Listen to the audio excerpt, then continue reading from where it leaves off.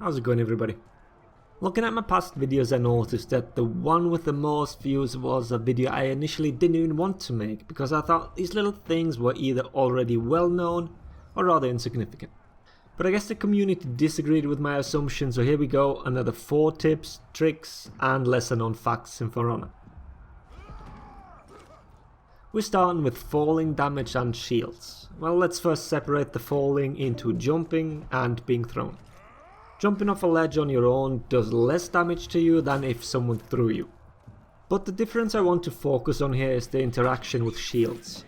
As long as you jump off on your own, doesn't matter whether it's with or without an attack, the game consumes your shield as your life bar. That's completely different if someone throws you. As you can see, my health is low, but I have more than enough shield to survive that fall. But in this specific case, the game ignores the shield completely and I die from the throw. I don't know whether this is intended behavior or a bug, but this isn't something that only happens rarely, so now you know why. The next tip deals with damage reduction. I've gone over this in multiple videos in the past, so most of you should be more than familiar with this, but turns out there is an exception to all this. Throws are among the biggest reduction in the game with 75%. Especially on Raider Stampede Charge, this can be showcased quite nicely. Throughout the whole duration you're on his shoulder, you take reduced damage. From normal attacks, that is. Projectile feats completely ignore this. You take full damage and it also doesn't interrupt the crowd control. Not even projectiles like Pugyo, which have an additional stun component, they simply do the damage. This is probably a very situational thing, but if you can coordinate this, then pairing this with the fact that you cannot pop revenge anytime soon, this should mean certain death to even the tankiest of characters.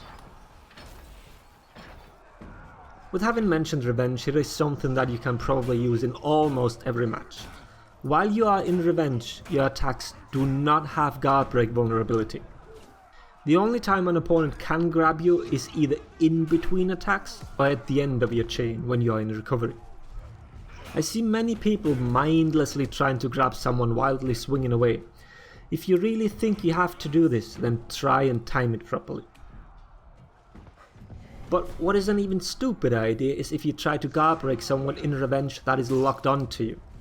Because that person can react to your guard break with a heavy attack, and there's absolutely nothing you can do about it.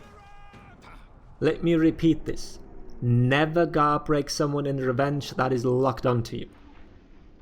As long as the heavy is 900 milliseconds or faster, there's no way to block it.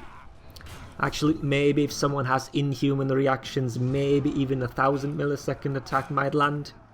Let's just say I only got 900 millisecond attacks to land, take that as you will.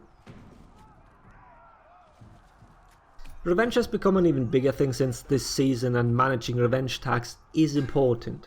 To just briefly sum this up, if someone attacks, guard breaks, bashes or whatever, then he applies attack to the person. These last 5 seconds, and the more you have, the higher your revenge multiplier. But traps might be a little deceiving here. First of all, you need to be locked on to gain revenge, so running into one while you're not gives you absolutely zero revenge. But it does give you an attack, which means that if your helpful teammate left the trap somewhere and your opponent runs into it while you are fighting him, that means he is now able to gain revenge while fighting you. And here are some irregularities. If you step into a trap placed by an opponent that you're not locked onto, then you will already get revenge. But you shouldn't get revenge, because you had 0 revenge tags on you. Stepping into a bear trap is rewarded with a heavy. Now look at my revenge bar. This is not an insignificant amount. So next time you have this happen, throw your heavy and then back off. Wait until the revenge tag has expired and then continue with your fight. Otherwise we'll have people complain that their opponent is getting revenge in 1v1s again. And don't try and stack traps, or this will happen.